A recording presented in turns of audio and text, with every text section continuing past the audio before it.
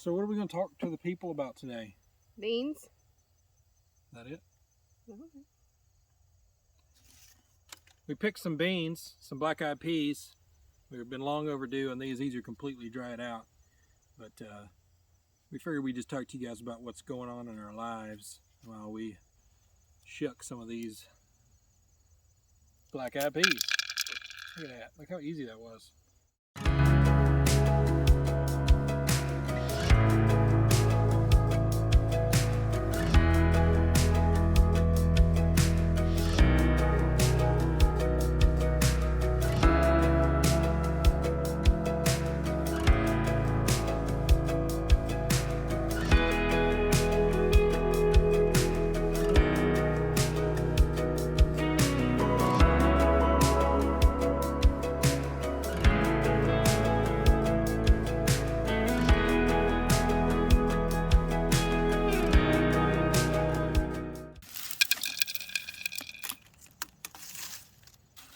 Myself a pile over here.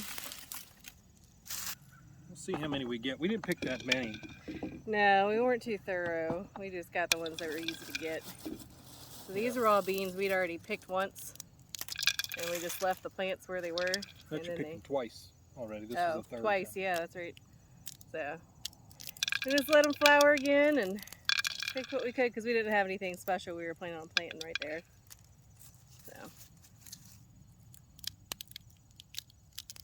So we've been kind of busy over the last month.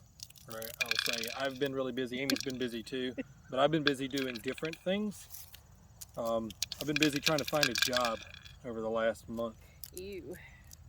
Jobs. Yeah. Now the good news is I found a job. Took me a month, but I did. Took me more than a month probably, but a serious month it took me. A serious month. There were many. There were a few non-serious months in there where I don't know, just wasn't into it, the whole having a job thing. But I think a lesson I learned was if you get out of the job market for too long, it is difficult to go back in. Not just because it's hard for people to accept that you've been out of the job market for a while for some reason. It's hard to get motivated to do the things you used to do. So you kind of get used to the lifestyle of not working, and then it's hard to go back to it. Now, we knew I was going to have to go back to it. We've known that since we moved out here, but... You weren't permanently retired. Right. It was just a temporary midlife retirement. Some people call that a crisis. You call this a crisis? I think it was wonderful. Selling everything we owned and moving out to the country an hour and a half away from everything. And yeah. Yeah. It's probably not a midlife crisis. Nah. But it's okay because we get to do cool stuff like this now with our time. Where we used to go like see movies and hang out with friends sometimes. And now we have beans. Well, we're back home. Crisis averted? I don't know if it's averted or not, but it is. It should be. I think people are just typing our address in wrong. They got to ship me some stuff for this new job, and apparently our address doesn't exist, which is a surprise. How it feels sometimes. A surprise to us. Yeah, Amazon knows we exist. Yeah, Amazon knows we're here. And, the county government knows we're here. They all know. It's okay. It's fine. So what were we saying? I don't even know. You got a job. Oh yeah, I got a job. Yeah, obviously. You excited to work? I am excited. Technically, I start on Monday. So it's what, the 23rd today? I think. No clue. Dates don't matter out here. So Amy also doesn't have a job. And so but now you have a job. Well, keeping up with you. Yeah. Not a job that requires dates. Just like I didn't. And so now she's already on the train of days don't matter. Days don't matter. Who cares? What month are we in? Do I have the right month? Yeah, I actually watched a video the other day that I found quite interesting of a guy who said that the letters of the alphabet are code, and days of the week are rituals. They're all based off some sort of I don't know if it was pagan or whatever rituals, but he said that each letter in the alphabet was a code, and that the reason why we had days of week, it was basically a ritual. Interesting. Which, I mean, it is technically a ritual, Yeah. but I don't know that it means it's some sort of like sacrificial ritual or anything like that, like he was kind of saying. But so the days of the week really don't matter, and if you think about it, that's true. There are no date. We made that up. Well, it's the same with months too. They Yeah. were made up. We just made it up. You know, October, seasons aren't November. made up. August messed it all up. Threw off the numbers. Yeah, we know that seasons July and exist, but time. I mean, the hour specifically. Sunset is a real time. Mm-hmm. Sunrise is a real time, But none of that's static. That changes every single day.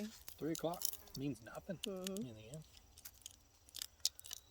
So that's our life, is it means nothing. But when you have a job, it does mean something, and work days are very important, and it's how you You're gonna have to use an alarm and get up. keep up with whatever this pagan ritual thing is. So, Pagan ritual of work. of work days, yeah, whatever.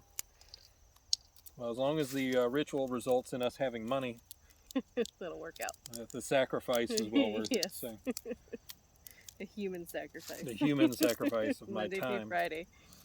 But I got to get back to work, and Amy's not going to work. That was the deal moving out here Yep. that I made, was that Amy wouldn't have to work anymore.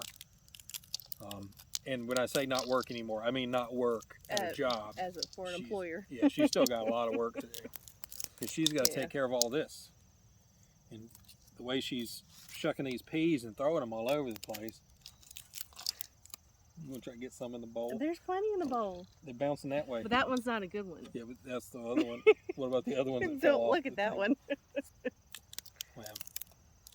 So anyways, That was our plan a long time ago, even before we ever talked about country living. That was back when he was looking at different jobs and, oh, what if we moved here for a job, or what if we moved there for a job? And I said, we can move anywhere you want to, but if we move too far away from my job, I'm not going to have to go out and get another job. and you know, we think Mm-hmm. if push comes to shove, you would get a Oh job yeah, absolutely. if you had to. Yeah. But the time has come to an end, and I have to go back to work. But I am excited. You know, I think your original question was, we got a little distracted there, but your original question was, are you excited to go back to work? And the answer is yes. Not that I am like, boy, my life is all about work, but when you're out of it for a while, you need some structure in your life, and some structure feels pretty good, actually, right about now. I'm just glad there's going to be someone else telling him what to do instead of just me. I'll listen to them, though. I know, exactly. But the other thing, too, so as far as the homestead goes, we've been doing whatever we can to, you know, physically fix the place up, you know, using this tractor right here to move things around, grow in a garden, all that stuff. But with a little bit of income, it changes some things. So not immediately, but, you know, we can actually put more money into the place and, you know, actually invest in it more than just our physical investment. So hopefully that will allow us to do more things. Yeah. I mean, there's definitely been lots that we've already bought for this place, but Oh, yeah. it's kind of mainly been in pieces here and there, but it's added up to lots and lots. Yeah, we haven't stopped spending money. No, no. So now we can feel more comfortable with going in and making the big purchases. So Yeah, so it should expand. You know, we've got a lot of ideas that can become realities a little bit easier. Not that we couldn't have done it, we just, because there was such out uncertainty. out of being just cautious with the money. You'd rather leave it in savings than spend it all. It's been a good time. Had a good run. Yeah, a good run. A little midlife retirement, mini retirement there.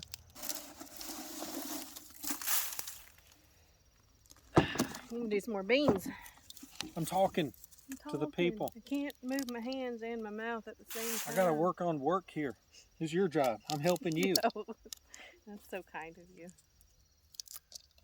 So sweet. We were very successful with the garden. we were There's super a lot of successful. firsts and a lot of things that we grew, 10 times more than we've ever grown before of things. Yeah. So Yeah, we grew a ton of food this year, more than we grew last year. And we did a much better job with what we did grow. The issue, I think, is our garden's too big for us. That's part of it too. Our garden is too big for us to maintain a pristine garden. mm-hmm. It just either we're not going to maintain a pristine garden, and we just need to be okay with that, which is probably what we're going to end up doing, or we can make it smaller and kind of rotate things around instead of planting, All 3 4 full plots, plots, yeah. or 4 plots like we tried again this year at the same time.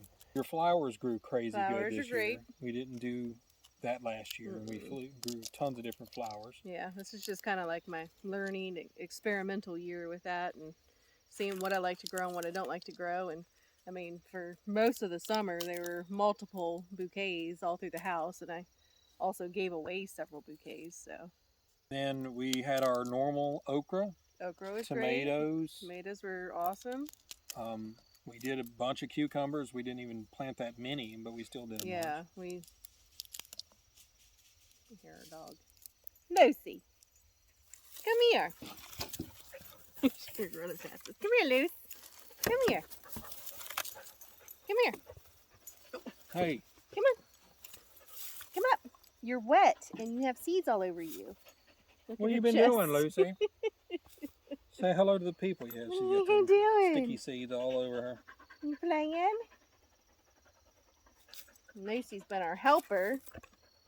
She likes green beans and okra.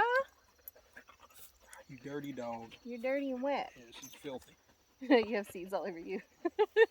All right. All right. Bye-bye. See you later. I don't have any of these for you. These aren't yours. You been down to the creek? I hope that's the creek. I hope that's what that is. That's creek water. You wild? So what else did we grow, Lucy? We did 2 rows of green beans. Yep, we did a bunch of Those green are beans. great. Did these black-eyed peas. Black-eyed peas, yep. We did some small pumpkins. We had pretty good success with Lots pumpkins. of pumpkins, yeah. We did have a lot of need to go disease down and pressure count or them. pest pressure for our pumpkins, though. Yeah. The squash and zucchini and pumpkins, we just saw so many squash bugs. It was crazy. But we still got lots of butternut squash and sugar pie pumpkins. So that was fine. Yep. And just tons of watermelon. Yeah. We were eating a watermelon a day and giving away multiple watermelons each week to neighbors. The chickens were getting a watermelon a day. Yeah, but they're still getting watermelons. They're sitting up there. They're too ripe for us to eat now, but we'll give them to the chickens. So, loofah. We got our we did loofah tunnel. We got a ton. Yeah, I want to say there's like 100 loofah. I have to do the final count. So that's kind of neat. It's just a neat plant to grow. The bees love the flowers, and it's really pretty. I think like every year, we planned a lot more than we actually accomplished, but we accomplished things that we weren't sure we were going to. So, how we kind of run things, whether it's good, bad, or indifferent, is we just try to do too much. It's the shoot for the moon, even if you miss, you land among the stars. Yeah, although I think that's backwards. Right. Because the moon's a lot closer than the stars. But, whatever the saying goes. Just shoot high. Yeah. Aim high. Yes. And then you get something. Yeah, what else do we got over there? Peppers are pretty good this year, too. I've been using the peppers and the tomatoes to perfect some good salsa. Oh, yeah. Some real good spicy salsa. So, he has the eggs and sausage in the morning with salsa, and he goes through a jar a week. Ton of salsa. At least. Well, the other successful thing is the chickens. So the chickens are laying eggs. They're laying a dozen a day. Or more. We get plenty of eggs, the more than we can eat, for sure. Yeah, we've got 8 dozen sitting inside right now. We made some homemade sausage, so that stuff was delicious, and homemade salsa, and of course, we don't have anything for meat for the sausage, so we actually bought the meat, but we made the sausage at home. And my big goal this summer was to really keep on preserving the things that we grew. So, we were picking 40 pounds of tomatoes, and there was a stretch there, it was about a month and a half, where it was basically every other day was a canning day for me. So every other day I was in there, putting up pints of salsa or pasta sauce or cucumbers or whatever it was. And there'll be more of that too. I'm just kind of holding off on things that can wait until the winter, like canning dried beans. I'll wait until the winter to do. Is it worth it financially? I don't know. Spiritually, I guess it's worth it. Mentally, it's worth it. It's a cool thing to do. Grow your own food. But these, I can go buy everything we just did for $2, I'm sure. It probably wouldn't even cost $2. So I think of it like a crafter would. Okay, so I crochet and paint and do things like that. And is it worth it? Would it be worth it to crochet your own sweater? Would it be cheaper to? Not at all. Not even taking into account the time, which is tens and tens of hours to do it. The materials, the learning how to do it, all of that stuff. It's such an investment. But is it worth it to put on a sweater that you crocheted yourself? Yes. So that's how I feel about food. And I do feel like it's hard for people that aren't into this to understand or appreciate it. But there's definitely a different appreciation to, eating eggs that you picked from your chickens or gathered from your chickens. We did not pick them from the chickens. You're like, wow, you don't know what you're doing. Those poor chickens. I mean, eating eggs that you gathered from your chickens, or green beans that you grew from seed and you picked and then you canned. Is a different appreciation. So yeah, I think a lot of people think that the stuff you grow tastes better. I think that one of the major reasons why it tastes better, there probably is a nutritional difference, but I think the biggest thing is it's yours. Yeah. You put it in the ground. You pulled it out. You nurtured it and grew it. You made that happen. You savor things more when it's yours. What is it they say that parents always think that their baby's the cutest? Right. Right? This is the cutest. Yeah. So, these are not the prettiest black eyed peas I've ever seen, for sure. But they're going to taste delicious. Yeah, more pride eating these than anything else. And something actually I am very proud of that we did this year. This is the first year. I don't know if you're trying to figure out what I'm going to say. I am. This is the first year that everything that we've grown in the garden, we've started from seed. We did not go buy any plant starts this year for anything. And that was something I used to have no, I don't know what the word is, confidence in. He used to be the one just put a seed in the ground, it'll grow, it'll be fine. And I'd look at the seeds and I'd want to, and I'm like, I don't know, let's just go buy some pepper starts or this or that. No, I had a whole shelving unit full of seeds and seed lights starting in February of this year that we started. And everything we grew from seed ourselves. Yep. Nothing we grew from a start. It goes back to what we were saying though too. We could have very easily just went and bought seed starts and put them in the ground, and we wouldn't have had to have worried about. And there's nothing wrong with doing that. Yeah, there's nothing wrong with doing it. And we wouldn't have had to set up stuff inside. Yeah. We wouldn't have, had to deal with the toughest part about starting from seed is seeing half of them die. Yeah. And you thinking, oh no, they're all going to die because half of them died. No, it's the law of numbers, law of large numbers. You plant a lot of seeds and most of them get there, you're good. Yep. And if they most of them establish, you're good. And then if most of them produce, you're good. You're going to lose stuff all along that way. But this is the wonderful thing about plants and seeds is plants don't just make one seed. I mean, maybe some of them do, I'm sure, but most of the vegetables have tons of seeds. You know, every one of these beans can grow a Multiple plant seeds. next year. So all we have to do is keep these guys and put this little fella in the ground, and we'll have, you know, another bowl of these, you know, or maybe a small bowl of these off of that one plant. Yep. And so don't be afraid of letting them die. They're gonna die, and you're not gonna know why. It's gonna be one of them got a breeze that the other one didn't, and a drop of moisture that created a fungus that killed it. One of them didn't have a very well-formed seed, and so it didn't have the nutrients it needed to survive. You're not going to know that. Just plant a bunch of them and whittle it down over time until you've got... Yeah, what you plant need. about twice as many seeds as you plan to plant. Right. Because then And you can be plant- picky too. Like when I'm potting up my tomatoes, I pick the ones that I like the best Yeah. and give the other ones Yeah, away. stop getting attached to the plants is a tough thing. That is for you. It is. It is tough.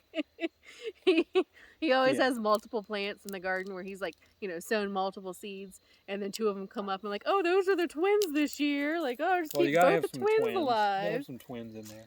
But yeah, you Nice. can't get attached to the plants. So what you do is you sow twice as many seeds as you plan to plant, and you plant twice as many plants as you plan to get production off of. Yeah. So, and then you get a dog, And then they eat them. and then they run through the garden because she's wild. Are you wild? Lucy, you're gonna spill all these beans. Sit. She's a good dog though. She is. She's just a little She's just excited and dirty right now. she's just a year-old puppy. Hey. Hey. Lazy. She's got so many seeds on her. Like grass seeds. Well, we've talked a lot. The sun's gone down. It's still gorgeous out here. It is. You pick some black-eyed peas, or shucked them, or did them, whatever. I don't know what you call it. You got more to do. I'm done. I'm done too. You ain't done. I think that's plenty. You're giving me crap. That's probably a half a quart. I know. Go and finish it. That's all we need. That was half a quart. I said we just For need a half what? quart. For You're gonna be wasteful. Yep. You're gonna waste all. Well, this? we were gonna have to pick some of these out. Oh yeah.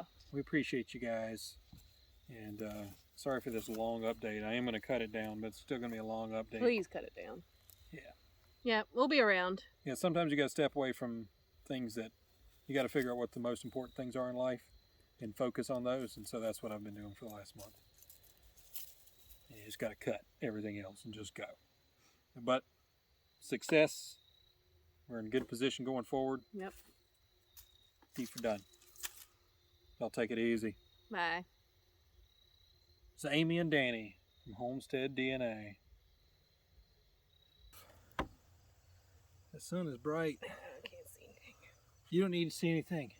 Okay. It's for the users, for the viewers. They need to see you. You don't need to be able to see anything. Just won't look into the camera. That's all. Yeah, just here. Right here. You need it more than I do. I do. You're right. It's so bright over here.